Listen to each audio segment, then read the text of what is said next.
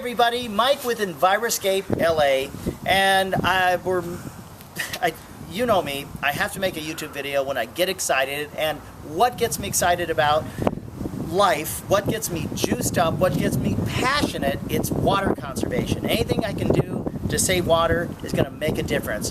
California's having a historic drought, worst it's ever been, worst we've seen ever, not in a generation, but since they've been keeping records on water levels that have fallen in Southern California for at least over 100 years. So anyway, we won't get into that. What we're going to talk about today is solutions to the drought and how you can have your cake and eat it too. There's a lot of movements out there, people who are saying get rid of your lawn. In fact, the city of Los Angeles is paying $2 or $3 a square foot if you pull your lawn out and you replace it with natives. I think it's a great idea. However, if you have kids, you have dogs, you know what? I'm not going to be the one to judge. You've got to be the one to judge. However, if you have kids or you have dogs and you want a lawn, we have a solution that we're letting people know. It's called drip irrigation for grass. And what we do is we have drip irrigation. This is it. Here's an example right here. The homeowner wanted to keep the grass.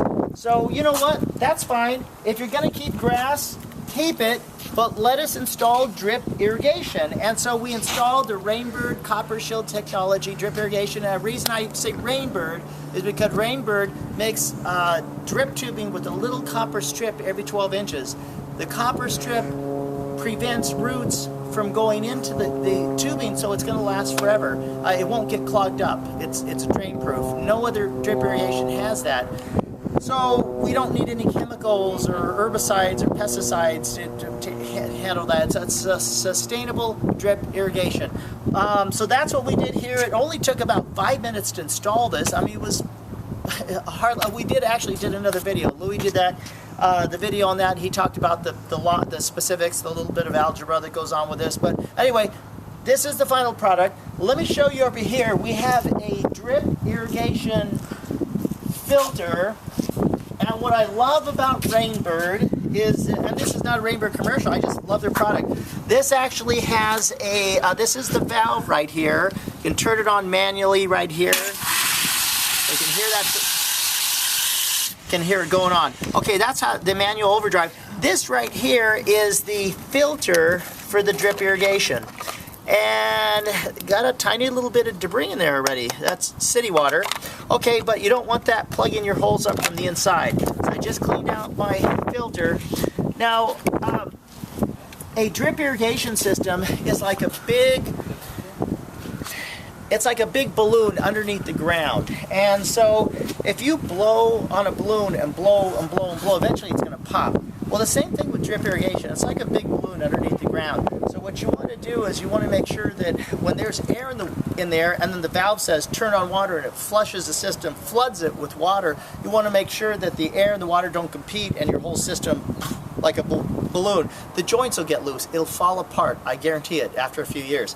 So to avoid that, we put something called an ARV or air relief valve.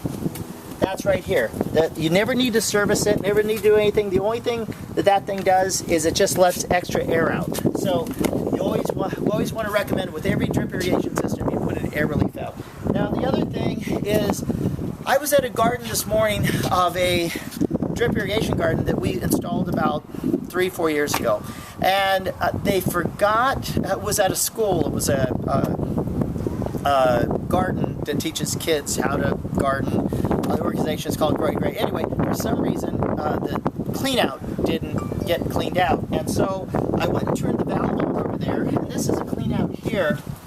Similar to, we put this into our system. It's something we do with all our systems. And it's like a clean out for plumbers. You know, when you have plumbing, it gets clogged up. The plumber puts the clean out in there and then it cleans it out and you're good to go. Well, this is like a clean out but for drip irrigation. Fabulous thing. So I cleaned out at that the kids' garden. I opened up the valve, opened that up, and it was black. It came out thick. It was a thick black thing. Every drip irrigation filter system will take care of about 99% of the stuff. The crud goes in, but 1%, and it's going to back up here. This is the end of the line. When it does, you flush it out. And so we like to build systems that are going to last forever. I mean, why not, right? Why not put the time in, the quality in, and it's going to look absolutely beautiful. Now, we did drip irrigation over to the parkway here.